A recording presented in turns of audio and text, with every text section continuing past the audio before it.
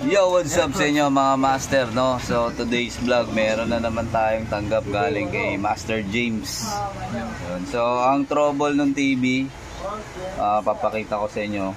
Bali, saksak natin. Ayan. So, bago ang lahat, shoutout muna natin mga tropa natin na GBTG group. Shoutout dyan kay Sir Eric Delmar, kala Crisanto, Palma, Sir Leboy, Ralstek, yan, shoutout natin yan si Ralstek. Tapos Master Ed Tech PH, si Sir Elcid yan, si Elcid. Supportan natin si Aga Leon. Yan, supportan din natin tsaka sila Sir Tony Pagyo, Marco Francis, Alex Bautista, West Jojo Tech, Ryan Crosit, yan mga tropa natin, Joey Tech PH. Siyempre Sir Leboy, no? Saka yung mga iba rin natin tropa. Saka doon sa sponsor natin, Sir Leo. Shoutout Sir Leo, yan, shoutout. Matagal-tagal na tayo hindi nakapag-shoutout, yan. So, itong vlog natin, yung sa mga hindi pala natin shoutout, comment nyo na lang, next vlog na lang natin yan. So, ito pala yung gagawin namin ay bali panel issue. So papakita ko na sa inyo ito. Pasok ko muna itong intro mga master.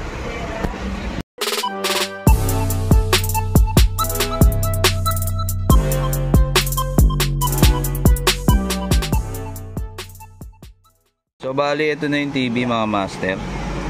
Sinaksak na natin. Binaklas ko na rin pala to. Kasi syempre pinag-aaralan natin to. So power on natin tong TV. Kaya mapapansin nyo may kaguhit dito, tapos parang marami na siyang vertical bar dito. Ayan o, ayan o. So half display to, tapos may vertical bar sa taas, no? Ayan yung nangyayari sa kanyang trouble. Kasi meron ako napansin, no? Ito yung napansin ko sa kanya. Ito yung side cup niya butas, no? Pinasok natin sa microscope, yung side cup niya butas. So siguro dahil dito kaya siya nagkakaroon ng problema. Pero chinek ko na rin yan, no? Binabagsak niya yung BGH, BGL. Kaya i-share ko lang sa inyo kung ano yung ginawa nating troubleshooting dito.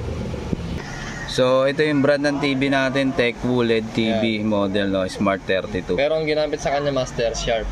Yung sharp panel siya, no? So yung Tikon niya sharp panel. So baklasin natin. So i-share ko lang sa inyo kasi tin-troubleshoot ko na rin to. So ayan. So ito yung kanyang Tikon board.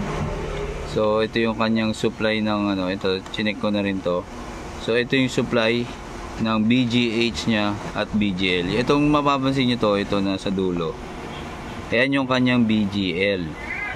Kasi ito yung itong transistor na to. Ayan yung kanyang BGH. So, ang ginawa natin, so shortcut na lang tayo, no, para hindi na tayo tumagal. Hindi na natin ipapakita sa inyo yung troubleshooting kasi na-troubleshoot ko na. So, nag-tape method tayo dito. Ayan, nag-block tayo ng, ito kung mapapansin nyo. Ayan, nag-block tayo ng dalawa dito. Yung BGH, BGL, binlock natin yan. Hindi masyado ma-focus, master. Ayan, kung mapapansin nyo, may tape siya, no? Pinagbabawal na technique yan, no? Ayan. Ayan, kung mapapansin nyo, BGH, BGL, binlock natin yan. Tapos, meron tayong ginawang kakaiba dito. So, master, pawa nga, master. Ayan. So, kabit natin to. Ayan. Kabit muna natin yung ayan. So ang gagawin natin, ay wait lang pala, kabit na natin to. So ang gagawin natin, nagkabit tayo ng BGH dito. Ito sa bali lahat tong side cup na to. Ayan, kung mapapansin nyo, tatlo yung side cup. 1, 2, 3. So tatlo yung side cup na yan. So lahat yan sinuplayan ko ng BGH tsaka BGL. Yan, kung mapapansin nyo, yan, dalawa yung naka-jumper dito. Pero dito sa gitna, kasi ito yung malala, nilagyan natin siya ng tatlong jumper. papunta doon sa kabila. So yung nasa dulo ay isa lang kinabit natin kasi yung nawawalang supply lang dito sa dulo ay BGH lang. Dito sa pangalawang side group, ang nawawala sa kanyang supply ay BGH at BGL. Ganun din dito sa una. So ayan, BGH, BGL din yung kinabit natin. So kakabit lang natin to. So isi-share ko lang sa inyo kasi nag-troubleshoot na kami dito ni Master James. So ayan yung pangalawa. Ano na to? Medyo hard trouble siya mga master. Oh, ito. Medyo mabigat to, maraming pinagdaanan. Kumbaga maraming dextrose. Maraming pinagdaanan to. So ito yung kanyang BGL. Ito BGL to. Ay BGH pala to, BGH. Ano ba yung BGH? Ito yung BGH. Dito, ayan, yung dulo BGH, BGL to nandito sa kabila. So itong hawak ko ay ito, BGL. So BGL to. Ko-connect natin sa BGL, master. Connect natin to sa BGL. Kita ba yung ating ano, master? Kita naman master. Yan, BGL. Ito. Dito tayo magkakabit ng BGL. Wait lang, painitin muna natin yung panginang.